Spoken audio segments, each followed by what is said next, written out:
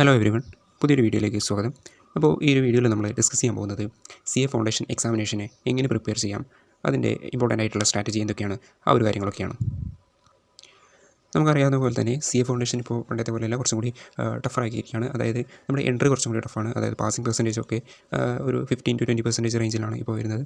അതായത് ICA കുറച്ചുകൂടി strict ആയിട്ടുള്ള ക്വസ്റ്റ്യൻ പേപ്പറും സ്ട്രിക്റ്റ് ആയിട്ടുള്ള വാല്യൂഷനൊക്കെയാണ് ഇപ്പോൾ നടത്തി വരുന്നത്. അപ്പോൾ നല്ല രീതിയിൽ നമ്മൾ പ്രിപ്പയർ ചെയ്താൽ മാത്രമേ നമുക്ക് CA ഫൗണ്ടേഷൻ ക്ലിയർ ചെയ്യാൻ സാധിക്കുകയുള്ളൂ. അപ്പോൾ നമുക്ക് ഓരോ സബ്ജക്റ്റിൻ്റെ ഓരോ പേപ്പർ വൈസ് ആയിട്ടുള്ള സ്ട്രാറ്റജി നമുക്ക് ചെക്ക് ചെയ്യാം. അപ്പോൾ CA ഫൗണ്ടേഷൻ ആദ്യം വരുന്ന സബ്ജക്റ്റ് എന്ന് പറയുന്നത് അക്കൗണ്ടിംഗ് ആണ്.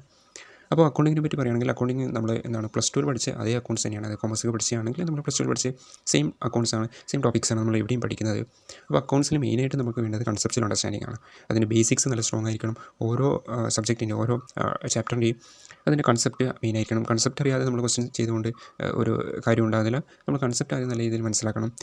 അത് എന്താണ്, എല്ലാ തരത്തിലുള്ള അഡ്ജസ്റ്റ്മെൻറ്റും നമ്മൾ എങ്ങനെയാണ് വരുന്നത് എന്നുള്ള കാര്യം നമ്മൾ മനസ്സിലാക്കണം. അതിനുശേഷം നമ്മൾ ക്വസ്റ്റ്യൻസൊക്കെ പ്രാക്ടീസ് ചെയ്യാൻ തുടങ്ങണം. ഇനി ഇൻ കേസ് നിങ്ങൾക്ക് കൺസെപ്റ്റ് അണ്ടർസ്റ്റാൻഡിംഗ് നിങ്ങൾ അറ്റൻഡ് ചെയ്ത ക്ലാസ്സിൽ നിന്ന് നല്ല രീതിയിലുള്ള കൺസെപ്റ്റ് ഒന്നും കിട്ടിയിട്ടില്ലെങ്കിൽ, നിങ്ങൾക്ക് നല്ല രീതിയിലുള്ള ക്ലാസ്സുകൾ നിങ്ങൾക്ക് യൂട്യൂബിലൊക്കെ അവൈലബിൾ ആയിട്ടുണ്ട്. യൂട്യൂബിലൊക്കെ നിങ്ങൾക്ക് റെഫർ ചെയ്ത് ആ ഒരു കൺസെപ്റ്റ് സ്ട്രോങ് ആക്കാൻ ശ്രമിക്കുക. ഇത് വളരെ ഇമ്പോർട്ടൻ്റ് ആയിട്ടുള്ള ഒരു കാര്യമാണ്, പ്രത്യേകിച്ച് അക്കൗണ്ട്സിൽ. അതിനുശേഷം നിങ്ങൾ ICAയുടെ ക്വസ്റ്റ്യൻസ് ചെയ്യാം. ICAയിൽ ടെസ്റ്റ് യുവർ നോളജ് ക്വസ്റ്റ്യൻസ് ഉണ്ട്, ബാക്ക് ക്വസ്റ്റ്യൻസ് ഉണ്ട്, അതൊക്കെ ചെയ്യാം മാക്സിമം. ഇനി നിങ്ങളുടെ ഫാക്കൽറ്റീൻ്റെ ക്വസ്റ്റ്യൻ ബാങ്കാണ് യൂസ് ചെയ്യുന്നതെങ്കിലും അതിലും സെയിം ക്വസ്റ്റ്യൻസ് ആയിരിക്കും ഉണ്ടാവുക. അതിൽ കുറച്ചും കൂടി അഡീഷണൽ ക്വസ്റ്റ്യൻസ് ഉണ്ടാവും, അതുകൂടി ചെയ്യാം. മാക്സിമം ക്വസ്റ്റ്യൻസ് നിങ്ങൾ ചെയ്യാൻ ശ്രമിക്കുക. അതുപോലെ തന്നെ പുതിയ ക്വസ്റ്റ്യൻസ് വരും. അതായത് നമ്മുടെ RTP, MTP, നിങ്ങളുടെ കറണ്ട് അറ്റംപ്റ്റും പ്രീവിയസ് അറ്റംപ്റ്റിൻ്റെ RTPs ഒക്കെ ഉണ്ടാവും. അത് നിർബന്ധമായിട്ട് ചെയ്യേണ്ടതാണ്. കാരണം അതിൽ പുതിയ തരം അഡ്ജസ്റ്റ്മെൻറ്റ് ക്വസ്റ്റ്യൻസ് വരാറുണ്ട്. അതേപോലെ തന്നെ എക്സാം പേപ്പറിൽ വരാനുള്ള സാധ്യത അധികമാണ്. സോ അതുകൂടി നിങ്ങൾ സോൾവ് ചെയ്യാൻ ശ്രമിക്കുക. പിന്നെ return practice is very important. നമ്മൾ ജസ്റ്റ് ഓഡിറ്റ് ചെയ്യരുത്. ഇത് അക്കൗണ്ട്സ് ആണ്. നിങ്ങൾ ജസ്റ്റ് ഇങ്ങനെ വായിച്ച് പോകരുത്. പകരം ഒരു കുറച്ച് ക്വസ്റ്റ്യൻസ് എങ്ങനെ നിങ്ങൾ എഴുതി തന്നെ ഹാൻഡ് റിട്ടേൺ ആയിട്ട് ചെയ്യുന്നത്. മാക്സിമം ക്വസ്റ്റ്യൻസ് ഹാൻഡ് റിട്ടേൺ ആയിട്ട് ചെയ്താൽ അത്രയും നല്ലത്. നമുക്ക് അത്രയും കോൺഫിഡൻസ് കിട്ടും.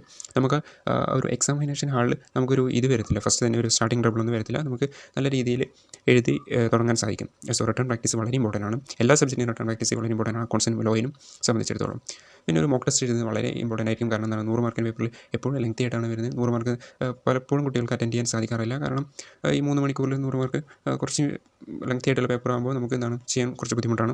അപ്പോൾ നിങ്ങൾ മോക്ക് ടെസ്റ്റ് എഴുതി മാക്സിമം നിങ്ങൾ ടൈം മാനേജ് ചെയ്യാൻ ശ്രമിക്കുക. എങ്ങനെയാണ് അലോക്കേറ്റ് ചെയ്യേണ്ടത്, ആ ഒരു കാര്യങ്ങളൊക്കെ നിങ്ങൾ ശ്രദ്ധിക്കാൻ ശ്രമിക്കുക. അതായത് ഇപ്പോൾ നിങ്ങളിപ്പോൾ 100 മാർക്കിൻ്റെ പേപ്പറാണ്, 3 മണിക്കൂറാണുള്ളത്. അപ്പോൾ നിങ്ങൾ എന്തായാലും ഒരു മാർക്കിന് 1.8 മിനിറ്റ്സ് ആ ഒരു തരത്തിൽ നിങ്ങൾ നോക്കിയിട്ട് അങ്ങനെ ഒരു കാൽക്കുലേഷൻ ചെയ്തിട്ടൊക്കെ നിങ്ങൾ ടൈം അലോക്കേറ്റ് ചെയ്ത് ടൈം മാനേജ് ചെയ്യാൻ ശ്രമിക്കുക.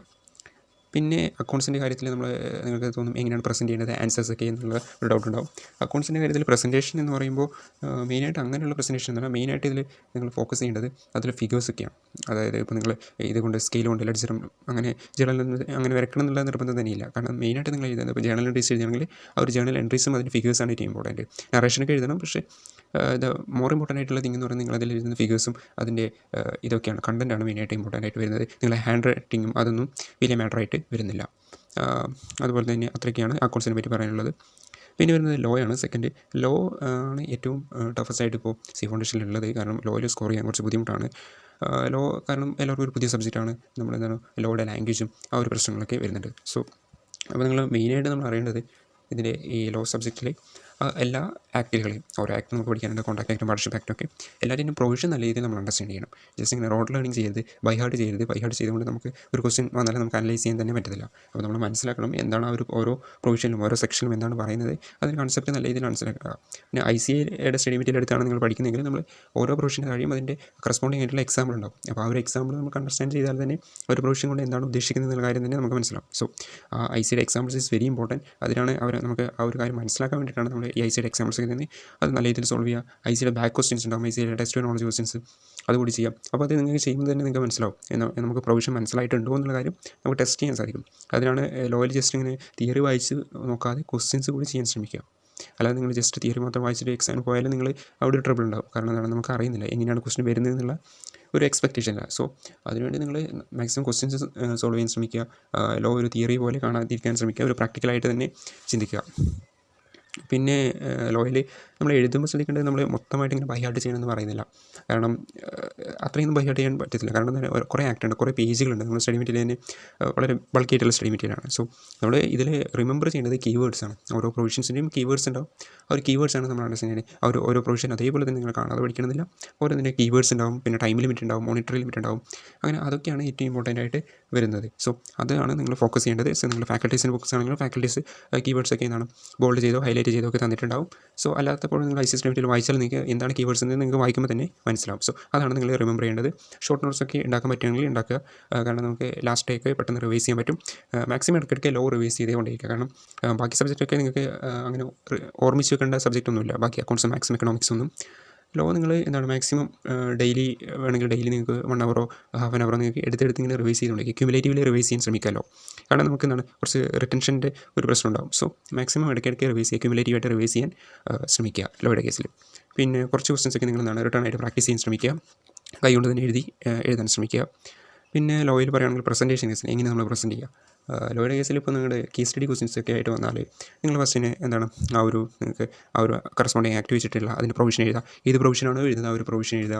സെക്ഷൻ നമ്പർ എഴുതുന്നത് പറയുന്നില്ല, സെക്ഷൻ നമ്പർ നിങ്ങൾക്ക് അത്രയും ഉറപ്പുണ്ടെങ്കിൽ മാത്രം എഴുതിയാൽ മതി. തെറ്റായ സെക്ഷൻ എഴുതി വെറുതെ മാർക്ക് മൊത്തം പോകുന്നതിനേക്കാളും നല്ലത് സെക്ഷൻ എഴുതാതിരിക്കുന്നതാണ്. അത്രയും ഉറപ്പുണ്ടെങ്കിൽ നിങ്ങൾക്ക് സെക്ഷൻ നമ്പർ എഴുതാം. Provision is very important. പ്രൊവിഷന് നിങ്ങൾക്ക് മാർക്ക് കിട്ടും. ആ ഒരു 1-2 മാർക്ക് പ്രൊവിഷൻ ആയിരിക്കും. പിന്നെ ഫാക്ട് നമ്മുടെ ക്വസ്റ്റനിൽ വരുന്ന അതേ കാര്യം നിങ്ങൾ ജസ്റ്റ് സമറൈസ് ചെയ്ത് 2-3 സെൻറ്റൻസ് ആയിട്ട് എഴുതിയാൽ മതി. അതിന് വലിയ മാർക്കൊന്നും നിങ്ങൾക്ക് കിട്ടാനൊന്നും പോകുന്നില്ല. പിന്നെ conclusion is very important. Conclusion ഇപ്പോൾ എന്താണ് സർ, ഇപ്പോൾ നിങ്ങൾ എഗ്രി ചെയ്യുന്നില്ല എന്ന് ചോദിച്ചാൽ നിങ്ങൾ എഗ്രി ചെയ്യുന്നു എന്ന് എഴുതിയാൽ തന്നെ ചിലപ്പോൾ നിങ്ങൾക്ക് 1 മാർക്ക് കിട്ടും. So conclusion is very important. നിങ്ങൾക്ക് ചിലപ്പോൾ ബാക്കി പ്രൊവിഷൻ അത്ര ക്ലാരിറ്റി ഇല്ലെങ്കിൽ പോലും നിങ്ങൾ ജസ്റ്റ് കൺക്ലൂഷൻ മാത്രം എഴുതിയാൽ പോലും നിങ്ങൾക്ക് 1-2 മാർക്ക് കിട്ടാനുള്ള സാധ്യതയുണ്ട്. സോ ഇത് കൺക്ലൂഷനും പ്രൊവിഷനുമാണ് വെരി ഇമ്പോർട്ടൻ്റ് ആയിട്ട് വരുന്നത് ഒരു ക്വസ്റ്റനിൽ. സോ ഇതാണ് നോർമലായിട്ട് ഒരു കേസ് സ്റ്റഡി ക്വസ്റ്റൻസിൽ നമ്മൾ ഇതാണ് പ്രസൻറ്റ് ചെയ്യേണ്ടത്. ഇനി ചില ക്വസ്റ്റൻസ് ഡയറക്റ്റ് ക്വസ്റ്റൻസ് ആയിരിക്കും. ഡയറക്റ്റ് ക്വസ്റ്റൻ ആകുമ്പോൾ നിങ്ങൾ ഇതുപോലെ തന്നെ എഴുതേണ്ട ആവശ്യമില്ല, ജസ്റ്റ് ഡയറക്റ്റായിട്ട് ആൻസർ എഴുതുക. സോ അത് നിങ്ങൾ ക്വസ്റ്റ്യൻ പേപ്പർ അനലൈസ് ചെയ്യുമ്പോൾ നിങ്ങൾക്ക് മനസ്സിലാവും എങ്ങനെയൊക്കെയാണ് ക്വസ്റ്റ്യൻ വരുന്നതെങ്കിൽ അതുപോലെ നിങ്ങൾ ആൻസർ ചെയ്യാൻ ശ്രമിക്കുക. ഇനി മൂന്നാമത്തെ പേപ്പറായിട്ട് വരുന്നത് മാത്സ് ആണ്, ക്വാണ്ടിറ്റേറ്റീവ് ആപ്റ്റിറ്റ്യൂഡാണ്. ക്വാണ്ടിറ്റേറ്റീവ് ആപ്റ്റിറ്റ്യൂഡ് MCQ പേപ്പറാണ്. സോ ഈ ഒരു പേപ്പറും ഏകദേശം ടഫായിട്ട് വരാറുണ്ട്. കുറച്ച് സ്റ്റുഡൻസിന് കൂടി ട്രബിളായിട്ട് വരുന്ന ഒരു പേപ്പറാണിത്. അപ്പോൾ നമ്മൾ ഈ ഒരു പേപ്പറിൽ മെയിനായിട്ട് നമ്മൾ ശ്രദ്ധിക്കേണ്ടത് മെയിനായിട്ട് കൺസെപ്റ്റ് നമ്മൾ നല്ല രീതിയിൽ അണ്ടർസ്റ്റാൻഡ് ചെയ്യണം. സോ ഓരോ പ്രോബ്ലംസിൻ്റെയും എങ്ങനെയാണ് എല്ലാ തരത്തിലുള്ള അഡ്ജസ്റ്റ്മെൻറ്റ് നിങ്ങൾ മനസ്സിലാക്കി വെക്കണം. പിന്നെ ഇതിൻ്റെ ഒരു മെയിനായിട്ട് ഇഷ്യൂ ചെയ്യുന്നത് ടൈം മാനേജ്മെൻറ്റ് ആയിരിക്കും. കാരണം നമ്മൾ ഈ 100 മാർക്കും കംപ്ലീറ്റ് ചെയ്യാൻ കുറച്ച് ബുദ്ധിമുട്ടായിരിക്കും. സോ നിങ്ങൾ മാക്സിമം മോക്ക് ടെസ്റ്റുകൾ എഴുതുക, മാക്സിമം ക്വസ്റ്റൻസ് സോൾവ് ചെയ്യുക, ICയുടെ എല്ലാ ക്വസ്റ്റൻസ് സോൾവ് ചെയ്യുക. അതുപോലെ തന്നെ മോക്ക് ടെസ്റ്റ് ചെയ്യുക, 3-4 മോക്ക് ടെസ്റ്റോ അതിലധികം മോക്ക് ടെസ്റ്റ് ചെയ്താലും കുഴപ്പമില്ല. കാരണം നമുക്ക് ഇത് എന്താണ് റിട്ടേൺ പേപ്പർ അല്ല MCQ പേപ്പറാണ്. സോ നമുക്ക് മോക്ക് ടെസ്റ്റ് ചെയ്താലുള്ള ടൈം എന്തായാലും കിട്ടും. സോ മാക്സിമം മോക്ക് ടെസ്റ്റ് ചെയ്ത് നമ്മുടെ സ്പീഡ് വർദ്ധിക്കാൻ ശ്രമിക്കുക. പിന്നെ നിങ്ങൾ നെഗറ്റീവ് മാർക്കിംഗ് ഉണ്ട്. സോ അത് നമ്മൾ ശ്രദ്ധിക്കേണ്ടതാണ്. സോ നിങ്ങൾക്ക് അറിയാത്ത ക്വസ്റ്റൻസ് വെറുതെ കറക്കി കുത്താൻ ശ്രമിക്കേണ്ട, വെറുതെ 0.25 മാർക്സ് കളയേണ്ട ആവശ്യമില്ല. സോ നിങ്ങൾക്ക് അറിയുന്ന ക്വസ്റ്റൻസ് മാക്സിമം അറ്റൻഡ് ചെയ്യാൻ ശ്രമിക്കുക. ഒരു 60-70% അറ്റൻഡ് ചെയ്താൽ തന്നെ നിങ്ങൾക്ക് അത്രയും നല്ലൊരു സ്കോറിലേക്ക് തന്നെ എത്തിക്കാൻ സാധിക്കുന്നതാണ്. സോ തെറ്റായിട്ട് മാർക്ക് ചെയ്യാതിരിക്കാൻ ശ്രമിക്കുക. സോ സ്പീഡ് മെയിൻറ്റെയിൻ ചെയ്യാൻ ശ്രമിക്കുക. അതാണ് ഏറ്റവും ഇമ്പോർട്ടൻറ്റ് ക്വാണ്ടിറ്റേറ്റീവ് ആപ്റ്റിറ്റ്യൂഡിൻ്റെ കേസിൽ. ഏറ്റവും ലാസ്റ്റ് പേപ്പറായിട്ട് വരുന്നത് എക്കണോമിക്സ് ആണ്. സോ എക്കണോമിക്സ് ആണ് ഏറ്റവും സ്കോറിംഗ് ആയിട്ടുള്ള പേപ്പർ. CA ഫൗണ്ടേഷനിൽ നിങ്ങളുടെ അഗ്രിഗേറ്റോ നിങ്ങൾ പാസിംഗ് ആവുന്ന ചിലപ്പോൾ തീരുമാനിക്കുന്നത് തന്നെ ചിലപ്പോൾ എക്കണോമിക്സ് പേപ്പറായിരിക്കും. കാരണം എല്ലാവരും നല്ല രീതിയിൽ സ്കോർ ചെയ്യുന്ന എക്കണോമിക്സ് ആണ്. സോ ഒരു 70-80 മാർക്സൊക്കെ നമുക്ക് നല്ല രീതിയിൽ ഈസിയായിട്ട് സ്കോർ ചെയ്യാൻ പറ്റുന്ന എക്കണോമിക്സ് ആണ്. സോ ഇതിൽ കുറച്ച് ഫോക്കസ് കൊടുത്താലും അത് നിങ്ങൾക്ക് ഒരിക്കലും റിഗ്രറ്റ് ഇല്ല. കാരണം കുറച്ചും കൂടി സ്കോറിംഗ് ആയിട്ടുള്ള പേപ്പറാണ്. സോ നിങ്ങൾ മനസ്സിലാക്കേണ്ടത് എല്ലാം കവർ ചെയ്യാൻ ശ്രമിക്കുക. എക്കണോമിക്സിൽ ഒന്നും ഇങ്ങനെ ലീവാക്കാതിരിക്കാൻ ശ്രമിക്കുക. കാരണം എല്ലാ ഏരിയാസൊന്നും ഇപ്പോൾ ക്വസ്റ്റ്യൻസ് ചോദിക്കാറുണ്ട്. അങ്ങനെ നമ്മൾ ഇഗ്നോർ ചെയ്യുന്ന ഏരിയാസൊന്നും വരെ ക്വസ്റ്റ്യൻസ് ചോദിക്കാറുണ്ട്. സോ എല്ലാം നമ്മൾ കവർ ചെയ്യാൻ ശ്രമിക്കുക. ഒന്നും അങ്ങനെ ചാപ്റ്റേഴ്സ് ലീവ് ചെയ്യാതിരിക്കാൻ ശ്രമിക്കുക. മാക്സിമം ക്വസ്റ്റ്യൻസ് നമ്മൾ സോൾവ് ചെയ്യാൻ ശ്രമിക്കുക. സോ ICയുടെ ക്വസ്റ്റ്യൻസ് ഉണ്ടാവും, പിന്നെ പാസ്റ്റ് ഇയർ ക്വസ്റ്റ്യൻസ് ഉണ്ടാവും, ക്വസ്റ്റ്യൻ ബാങ്ക്സ് ഒക്കെ ഉണ്ടെങ്കിൽ അതൊക്കെ റെഫർ ചെയ്ത് മാക്സിമം ക്വസ്റ്റ്യൻസ് ജസ്റ്റ് ഇങ്ങനെ നോക്കിയാൽ തന്നെ മനസ്സിലാവും. നിങ്ങൾ എല്ലാം ഇങ്ങനെ വായിച്ച് വിട്ടാൽ തന്നെ നിങ്ങൾക്ക് ഇതാവും. അത്ര ടൈമൊന്നും നിങ്ങൾക്ക് എടുക്കത്തില്ല.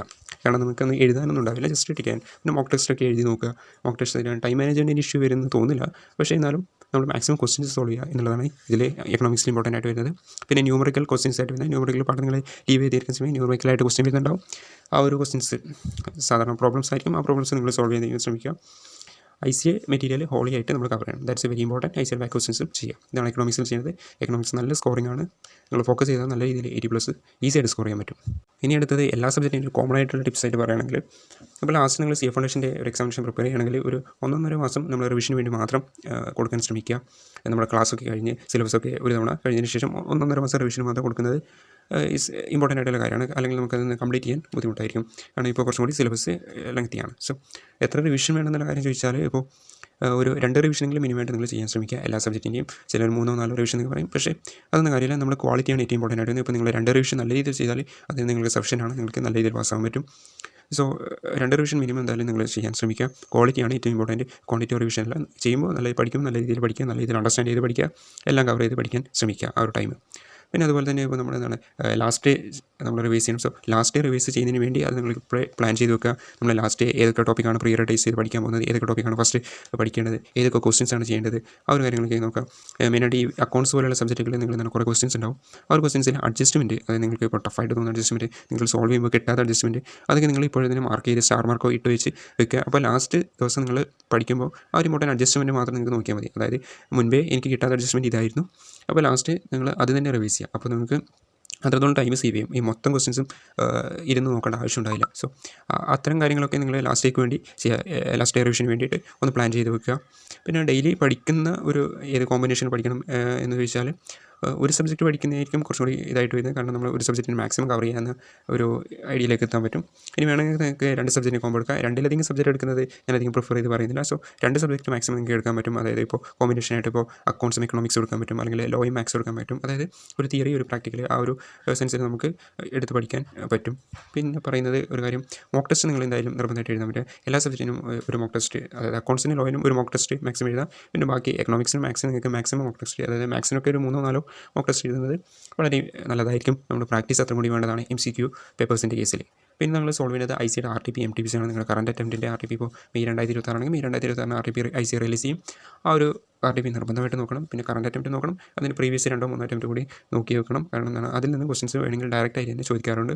അതിൽ പുതിയ ക്വസ്റ്റൻസും പുതിയ അഡ്ജസ്റ്റ്മെൻറ്റ് വരാറുണ്ട്. സോ അത് നമ്മൾ റെഫർ ചെയ്യുക. നിങ്ങൾ ലാസ്റ്റിലേക്ക് വെക്കേണ്ട ഓരോ ചാപ്റ്റർ പഠിക്കുമ്പോൾ ആ ഒരു ചാപ്റ്ററിന് കറസ്പോണ്ടിങ് ആയിട്ടുള്ള RTP ക്വസ്റ്റൻ അപ്പോൾ തന്നെ സോൾവ് ചെയ്യുക. ലാസ്റ്റിലേക്ക് മാറ്റി വെച്ചാൽ ചിലപ്പോൾ നിങ്ങൾ ചെയ്യലുണ്ടാവില്ല.